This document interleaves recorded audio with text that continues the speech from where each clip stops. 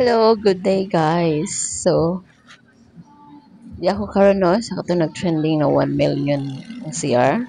I went there last night to see for myself kung worth bag yun ni 1 million. So muna siya no.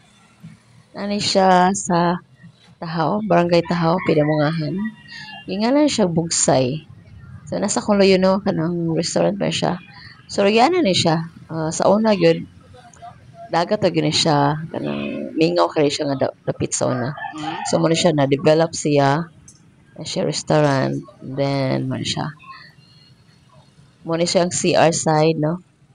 Mo siya nag trending ang CR na nagtrabaho at that time pag adto na ako gabi. Nya mo ang side sa dagat, which is low tide siya. Muna layo kayong dagat, no. Mo siya. And then na nagtrabaho. So walang kahit na magdugay, no. Kaya namin nagtrabaho, guys. So, wala siya nag-trending na CR sa Pinamungahan. That's all, guys.